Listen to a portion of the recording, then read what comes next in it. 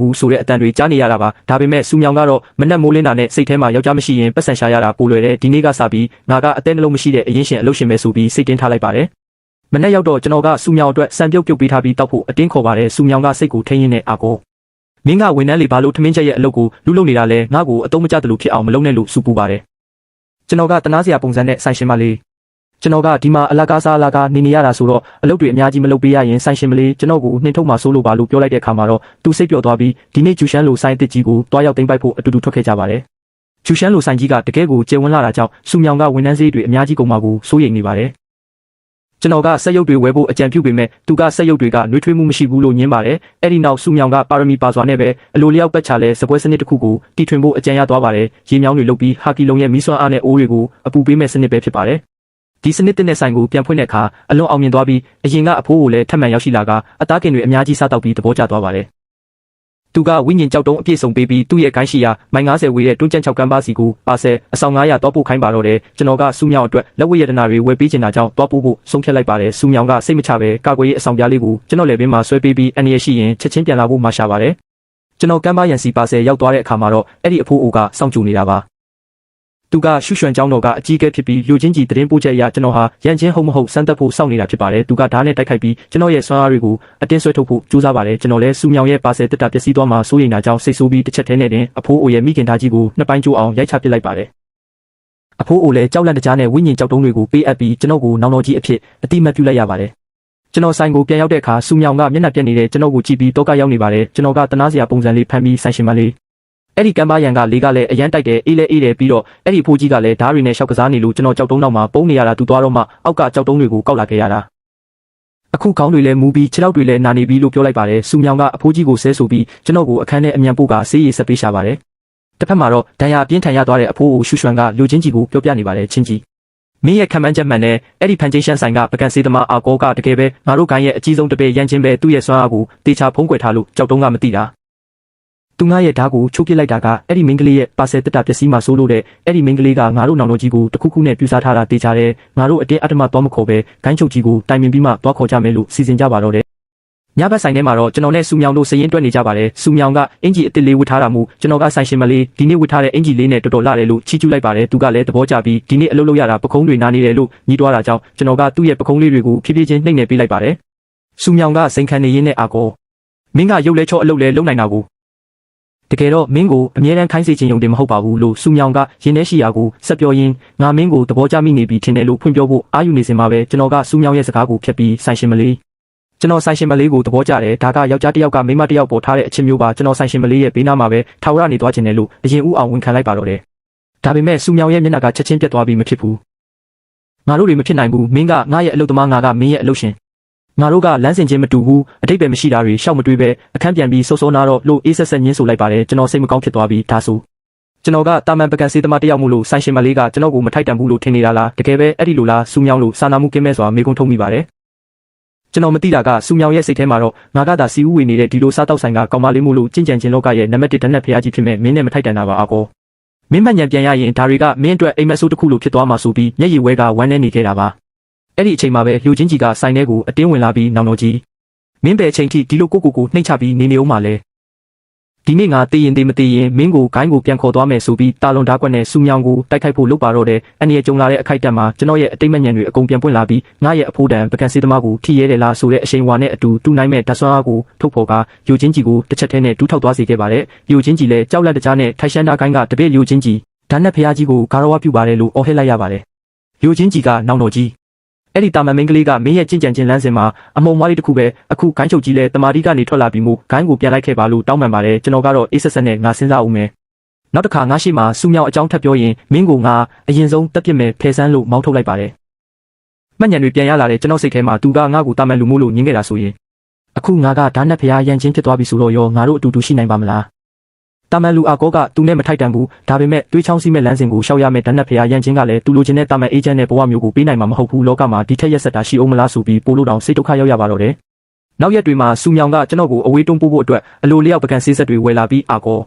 ာပကံဆေးဆက်ပြက်ရင်လည်းပြက်ပါစေငါတို့မှာပတ်စံရှိတယ်မင်းပင်ပန်းရင်သွားနာတော့လို့စကားနာထိုးပါတယ်ကျွန်တော်ကလည်းပကံဆေးဆက်ကိုတမင်ဖြက်စီးပစ်ပြီးတောင်းပန်ပါတယ်ဆိုင်ရှင်မလေး ကျွန်တော်ညက်လို့ပါလို့စင်ကြေပေးမိပါတယ်စူမြောင်ကတော့ငါမင်းကိုအနာဂတ်တစ်ခုမပေးနိုင်ရင်မင်းကိုရှောက်ပြီးမျောလင်းချက်တွေမပေးသင့်ဘူးဆိုပြီးစိတ်ကိုဖျက်ဖို့ကြိုးစားနေပါတယ်တစ်ဖက်မှာတော့ထိုက်ရှမ်းကိုင်းချုပ်ကြီးကရန်ချင်းတယောက်မိန်းကလေးတယောက်ကြောင့်ဂိုင်းကိုမပြန်ပဲပကံဆေးနေရတာကိုတိသွားပြီးဒေါသတကြီးနဲ့ကိုယ်တိုင်ဆင်းပြီးအဲ့ဒီမိန်းကလေးကိုတက်ကတနာစိတ်ကိုဖျက်ပစ်မယ်လို့ကြိမ်းဝါပါတယ်ဒါပေမဲ့လျိုချင်းကြီးကဂိုင်းချုပ်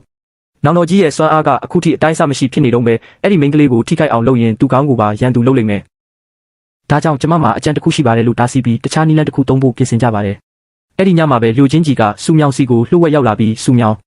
အကောရဲ့တကယ်အဆင့်တန်းကငါတို့ကိုင်းရဲ့ဓာတ်နက်ဖျားရန်ချင်းဆိုတာမင်းလဲသိပြီးသားဖြစ်မှာပါသူကတာမန်လူမဟုတ်ဘူးနက်ဖျားတစ်ပါးကိုမင်းရဲ့ရှုံးနုံထဲမှာအတင်းဆွဲထားပြီးသူ့ရဲ့ကြင်ကြံခြင်းလမ်းစဉ်ကိုဖျက်ဆီးပစ်မဲ့ဖြစ်တံကိုမင်းခံနိုင်မှာလားလို့လာရောက်ချင်းချောက်ပါတယ်ပြီးနောက်သူကဝိညာဉ်ကြောက်တုံးငါတန်းနဲ့စီးပွားရေးလမ်းမကြီး30ခုကဆိုင်ကန်းတွေကိုရော်ကြေးဖြစ်ပေးပြီးမင်းသူ့ကိုအပီးတိုင်နေထုတ်ပေးပါလို့ကန့်လန့်ပါတယ်စူမြောင်လည်းဟုတ်တယ်ငါကြောင့်နဲ့သူ့ရဲ့လမ်းစဉ်ကိုမဖျက်ဆီးသင့်ဘူးလမ်းခွဲရမှာအတူတူတော့သူ့ကိုရဲရဲဆက်ဆက်နှင်ထုတ်လိုက်တာကပိုကောင်းပါတယ်လို့တွေးပြီးအဲ့ဒီကန့်လန့်မှုကိုလက်ခံလိုက်ပါတယ်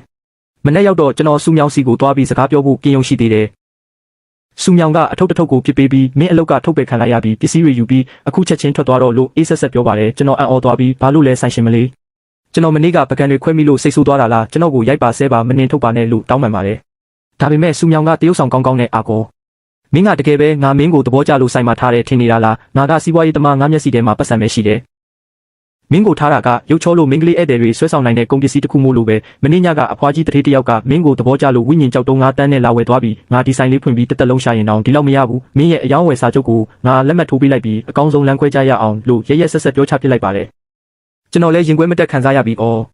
ဝိညာဉ်ကြောက်တုံးငါတန်းအတွက်ပေါ့ကောင်းပါပြီဆိုင်ရှင်မလေးဖြစ်စေခြင်းတဲ့အတိုင်းဖြစ်စေရပါမယ်လို့ပြောပြီးထွက်ခွာသွားပါတော့တယ်ကျွန်တော်ထွက်သွားပြီးတဲ့နောက်စူမြောင်တယောက်တည်းကြံခဲ့တဲ့အချိန်မှာတော့စပွဲပေါ်မှာကျွန်တော်ထားခဲ့တဲ့လက်ဆောင်ဘူးလေးကိုတွေ့ပြီးဒါသူငါအတွက်ထားခဲ့တဲ့လက်ဆောင်လားအာကောဆိုပြီးဝမ်းနဲ့ပက်လက်နဲ့ငိုကြွေးကြံရပါတော့တယ်ငါရဲ့စီးပွားရေးမှာမင်းကပတ်စံနဲ့လဲလို့ရတဲ့ကုန်ပစ္စည်းတစ်ခုပဲဆိုတဲ့စူမြောင်ရဲ့ရက်ဆက်တဲ့စကလုံးတွေကရန်ချင်းရဲ့နှလုံးသားကိုဓာတ်နဲ့မှုန်းလိုက်တယ်လို့ခံစားရစေပါတယ်အတိတ်မညံတွေပြန်ပွင့်လာပြီးဂိုင်းကိုပြန်ရောက်သွားတဲ့ရန်ချင်းဟာနှလုံးသွေးတွေအန်ထုတ်ပြီးမိမိကိုယ်အေးဆက်ဆုံးရေခဲပြင်ကြီးထဲမှာပိတ်လောင်ထားလိုက်ပါတော့တယ်ကြင်ကြံချင်းလောကမှာတော့တူနိုင်မဲ့ဓာတ်နဲ့ဖျားရန်ချင်းတယောက်လူပြည်စင်းပြီးအချစ်ဆန်းတက်မှုခံယူရမှာအသေးကွဲပြီးဒေါသအမျက်ချောင်းချောင်းထွက်ကကျင့်စဉ်တွေပျက်စီးကုန်ပြီဆိုတဲ့သတင်းတွေဟိုးဟိုးကြော်သွားပါတယ်ဒီသတင်းကိုစူမြောင်ကြားလိုက်ရတဲ့အခါမှာတော့သူ့ရဲ့ကဘာကြီးတစ်ခုလုံးပြိုလဲသွားတယ်လို့ခံစားလိုက်ရပါတယ်သူဟာဓာတ်နဲ့ဖျားဖြစ်မှန်တည့်ရနဲ့ငါပေးမှာတာမန်လူတယောက်လိုနေပေးခဲ့တာကိုငါကမှလူလောကရဲ့စီစဉ်တွေဝိညာဉ်ကြောက်တုံးတွေအတွက်နဲ့သူ့ကိုရဲရဲဆက်ဆက်အဝေးကိုတွန်းပို့မိလိုက်တာပဲဆိုပြီးနောက်တစ်မျက်ရည်တွေကျလာပါတော့တယ်စူမြောင်ဟာသွားဆန်းနက်နဲ့လူနဲ့မထိုက်တန်ဘူးဆိုတဲ့စကားတွေငါဘဝမှာပထမဆုံးရိုးရိုးသားသားချစ်မိတဲ့ယောက်ျားကိုဘာလို့အဲ့ဒီလိုရေခဲပြင်းထဲမှာအလကားနေရင်အောက်ကျခံပြီးအပင်ပန်းခံခိုင်းရမှာလဲဆိုပြီးစိတ်ကိုပြက်ပြက်တသားဆုံးဖြတ်လိုက်ပါတယ်သူကဆိုင်ကိုဝန်ထမ်းတွေနဲ့အပ်ခဲ့ပြီးလူလင်မွေးတူကြီးကိုထမ်းဟာကီလုံးကိုခေါ်ပြီးထိုက်ရှမ်းသားကိုင်းစီကိုတယောက်တည်းချီတက်သွားပါတော့တယ်ဂိုင်းတကားဝကိုရောက်တဲ့အခါစူမြောင်ကထိုက်ရှမ်းကိုင်းကလူတွေအကုန်နားထောင်ဆန်းငါရဲ့အာကိုကိုအခုချက်ချင်းအဆမ်းမအပ်ရင်ဟော်ဒီတောင်ကြီးတစ်ခုလုံးကိုငါတူးနဲ့ထုပြီးမှုံမှုံညက်ညက်ချီပြစ်မယ်ဆိုပြီးအော်ဟစ်ကျင်းသွားပါတယ်ဂိုင်းကတပည့်တွေကရေမောပြီးတိုက်ခိုက်ဖို့လုပ်ပေမဲ့စူမြောင်ရဲ့လူလင်မွေးတူချက်တွေနဲ့ဟာကီလုံရဲ့မီးတောက်တွေအောက်မှာဂိုင်းဆောင်အစီရင်ကြီးပါတဆစီပျက်စီးပြီးအကုန်လုံးဒဏ်ရာရကကြောက်လန့်တကြားထွက်ပြေးကြရပါတော့တယ်ဂိုင်းသားတွေလည်းရေခဲပြင်ထဲမှာတရားကျင့်နေတဲ့ရန်ချင်းစီကိုအပြေးလွှားသွားပြီးနောင်တော်ကြီးဒုက္ခရောက်ပြီးအပြင်မှာယူနေတဲ့မိန်းမတယောက်ရောက်လာပြီးဂိုင်းတကားကိုဖျက်ဆီးနေတဲ့သူကသူ့ဆိုင်ကပကံစေးသမားကိုအပ်ပါဆိုပြီးရှောက်အော်နေတယ်ကျွန်တော်တို့ဂိုင်းမှာဘဲမှာပကံစေးသမားရှိလို့လဲခမရသွားပြီးနှိမ်နှင်းပေးပါဦးလို့တိုင်တန်းကြပါတယ်ရန်ချင်းတယောက်အပြင်ကိုထွက်လာတဲ့အခါစူမြောင်ကိုတွေ့လိုက်ရပါတယ်သူကအဝေးကနေအေးဆက်ဆက်ပုံစံဖန်ပြီးစူမြောင်မင်းပါလာလို့တာလဲငါတို့ကြားကအလုရှင်နဲ့ဝန်ထမ်းတန်ရောစင်ကပြီးသွားပြီမဟုတ်လားယူချင်းကြည့်ပေးတဲ့ပတ်စံတွေကမင်းပကံစေးသမား1000လောက်ငါဖို့လုံလောက်ပါတယ်လို့ရွှေပြောပါတယ်စူမြောင်ကတော့မျက်ရည်တွေကြားကနေငါအဲ့ဒီပတ်စံတွေကိုမလိုချင်ဘူးငါရဲ့မိဖို့ချောင်ကိုမင်းတယောက်တည်းပဲဝင်လို့ရမယ်ငါရဲ့ပကံတွေကိုမင်းတယောက်တည်းပဲဆေးရမယ်ငါဒီအထိလာတာပကံစေးသမားရှာဖို့တက်တက်ထင်နေလားလို့ပြောပါတယ်ရန်ချင်းကဒါဆိုဘာအတွက်လဲငါကအခုအကောမဟုတ်တော့ဘူးဓာတ်နဲ့ဖျားရန်ချင်းဖြစ်နေပြီးမင်းငါကိုခေါ်သွားခြင်းရင်ခိုင်လုံတဲ့အကြောင်းပြချက်ပေးစမ်းပါလို့ပြန်မေးပါတယ်စူမြောင်ကရင်ထဲရှိသမျှအကုန်အော်ထုတ်လိုက်ပါတယ်ရန်ချင်း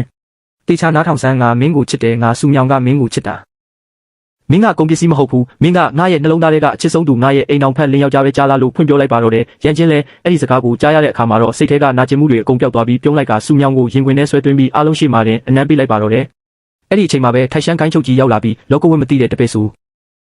မင်းဒီနေ့တာဒီတကားကထွက်သွားရင်ငါဒီမိမရုပ်ကိုချက်ချင်းတက်ပစ်မယ်လို့ချိန်ချောက်ပါတယ်ရန်ချင်းကစူမြောင်ကိုသူ့ရဲ့နောက်ွယ်မှာကာကွယ်ပေးထားပြီးစူမြောင်မကြောက်နဲ့ငါရှိတယ်ဆရာသူကမိမရုပ်မဟုတ်ဘူးကျွန်တော်ရဲ့အချစ်ဆုံးသူပါဆရာတို့ကကျွန်တော်ကောင်းကင်ဘုံရဲ့ဓာတ်လန့်စင်ကိုဖျက်ဆီးတယ်လို့ထင်ရင်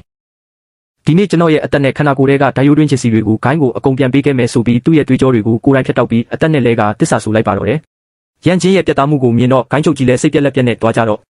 သွားကြတော့ဒီနေ့ကစပြီးထိုက်ရှမ်းကိုင်းမှာရန်ချင်းဆိုတဲ့လူမရှိတော့ဘူးမင်းတို့နှစ်ယောက်လုံးဆင်းသွားကြနောက်တစ်ခါခိုင်းမြေကိုခြေမနှင်းနဲ့တော့လို့မောင်းထုတ်ပြီးခွင့်ပြုလိုက်ရပါတော့တယ်ဆိုင်ကိုပြန်ရောက်တဲ့အခါစူမြောင်ကရန်ချင်းရဲ့တန်ရာတွေကိုစေးထည့်ပေးရင်းနဲ့မင်းကတော့တကယ်အသက်မနာမျောတဲ့လူပဲဆိုပြီးစိတ်မကောင်းဖြစ်နေရှာပါတယ်ရန်ချင်းကတော့စူမြောင်ကိုကြည့်ပြီးမနာပါဘူးဆိုင်ရှင်မလေးနောက်ဆိုဆိုင်ရှင်မလေးကိုနေတိုင်းမြင်ရမယ်ဆိုင်ရှင်မလေးချက်ကျွေးတာစားရမယ်ဆိုရင်ဒီတန်ရာတွေကဘာမှမဟုတ်ပါဘူးလို့ချွဲပါတယ်သူကစူမြောင်ရဲ့ခါးလေးကိုဖတ်လိုက်ပြီးအခုကျွန်တော်မှဂိုင်းလည်းမရှိတော့ဘူးယာတူးလည်းမရှိတော့ဘူးဆိုင်ရှင်မလေးမနက်ကဂိုင်းတကားဝမှာပြောခဲ့တဲ့ငါရဲ့လင်းယောက်ျားဆိုတဲ့စကားကတကယ်ပဲလားဒါဆိုရင်နောက်ဆိုကျွန်တော်ကဆိုင်ရှင်မလေးရဲ့အပိုင်ပဲပေါ့ဇနီးလေးကပကံဆေးခိုင်းရင်ဆေးမယ်ဟင်းပွဲသွားမချခိုင်းရင်မချဘူးအရှိသွားဆိုအရှိသွားမယ်အနောက်သွားဆိုအနောက်သွားမယ်ဒါပေမဲ့ပြီးခဲ့တဲ့ရက်ပိုင်းကဆိုင်ရှင်မလေးကျွန်တော်ကိုရဲဆက်ဆက်နှင်ထုတ်ခဲ့လို့စိတ်တန်ရာရသွားတာကိုတော့တခုခုနဲ့ပြန်ပြီးရော်ကြီးပေးရမယ်နော်လို့ကလူကတ်တက်ပြောဆိုပါတယ်စူမြောင်ကမျက်နှာလေးမြည်ရဲပြီးဘာရော်ကြီးလဲလို့မေးလိုက်တဲ့အခါမှာတော့ရန်ချင်းကစူမြောင်ကိုပွေ့ချလိုက်ပြီးဥပမာဟောဒီလိုမျိုးပေါ့ဇနီးလေးပြီးတော့ကျွန်တော်ကဇနီးလေးရဲ့ယောက်ျားဖြစ်သွားပြီဆိုတော့ဟောဒီဖန်ကျင်းရှမ်းစောက်တောက်ဆိုင်ကြီးနဲ့ဂျူရှမ်းလိုဆိုင်ကြီးတွေပြင်စူမြောင်ရဲ့နှလုံးသားတစ်ခုလုံးကလည်းအာကောရဲ့ပိုင်ဆိုင်မှုဖြစ်သွားပြီပေါ့လို့ပြောရင်းနှစ်ယောက်သားပျော်ရွှင်အေးချမ်းတဲ့ဘဝလေးကိုစတင်လိုက်ပါတော့တယ်အခုဆိုရင်ဒါတွေကငါတို့ဇနီးမောင်နှံရဲ့ပူးတွဲပိုင်ဆိုင်မှုဖြစ်သွားပြီပေါ့ဟုတ်လားလို့ရန်ချင်းကရေးချင်းချင်းနဲ့ဆက်နောက်လိုက်ပါတယ်စူမြောင်ကရှက်ကိုရှက်ကန်နဲ့ဖယ်ဆန်းပါငါတို့ကတရားဝင်လက်ထက်ရသေးတာလည်းမဟုတ်ဘူးဘသူကမင်းနဲ့ပူးတွဲပိုင်ဆိုင်မှုလုံးမလဲလို့အော်ငေါ့ပြစ်လိုက်ပါတယ်ခဏနေတော့ဓာတ်နဲ့ဖျားကြီးကပုံစံပြောင်းပြီးအင်ကြီးရင်ဘက်ကနာလာပြန်ပြီးဇွန်းတောင်မကင်နိုင်တော့ဘူးဆိုင်ရှင်မလေးခွင့်ကျွေးမှရမယ်လို့ကလေးလိုကြည်ကြပြန်ပါတယ်စူမြောင်ကမင်းလာမဟန်နဲ့မင်းတန်ရာတွေအကုန်ပြောင်းနေပြီဆိုတာငါမသိဘူးများမှတ်နေလားလို့ပြောပေမဲ့ရန်ချင်းကတမားတော်ကပြောတယ်ဒါကအတွင်းတန်ရာတဲ့ဆိုင်ရှင်မလေးကိုယ်တိုင်ခွင့်ကျွေးတဲ့စံပြုတ်ကိုတောက်ပြီး10နှစ်နာရီချတခါအနီးကပ်ဖတ်ထားပေးမှပျောက်မှဆိုပြီးအတီပေါက်လိန်ပါတော့တယ်စူမြောင်လည်းမတက်နိုင်ပဲအဲ့ဒီတမားတော်ကလည်းမင်းနဲ့တကြောင်နဲ့ဆင်းထင်တယ်ကဲစားပြီးရင်အမြန်သွားပြီးအလုပ်လုပ်တော့လို့ဆိုကကျင်နာစွာနဲ့စံပြုတ်ခွင့်ကျွေးပြီးပပြင်ကိုနန်းကဆုလက်ပေးလိုက်ပါတယ်အလုပ်လုပ်ရင်းနဲ့ရန်ချင်းကစူမြောင်ကိုတစ်တာအစ်စ်လေးတစ်လုံးကမ်းပေးပါတယ်ပြီးခဲ့တဲ့အကြောက်ကမင်းရဲ့အဆောင်ပြလေးပျက်စီးသွားလို့ငါဒီထက်ပိုကောင်းတဲ့တခုပြန်ရော်ပေးတာပြီးတော့ငါတို့လက်ထက်ကြရအောင်စူမြောင်ကမင်းရဲ့နှုတ်ကပတ်တော်အရာတွေမဟုတ်ပဲတရားဝင်လင်းယောက်ျားဖြစ်ချင်ပြီလို့လေးလေးနက်နက်တောင်းဆိုလိုက်ပါတယ်စူမြောင်ကပြုံးပြီးလက်ထက်တာတော့ရတယ်ဒါပေမဲ့စီကန်းချက်တွေကိုငါတတ်မှတ်မယ်ပထမအချက်လက်ထက်ပြီးရင်လည်းမိဖို့ချောင်ကဟင်းသီးဟင်းရွက်လီတာ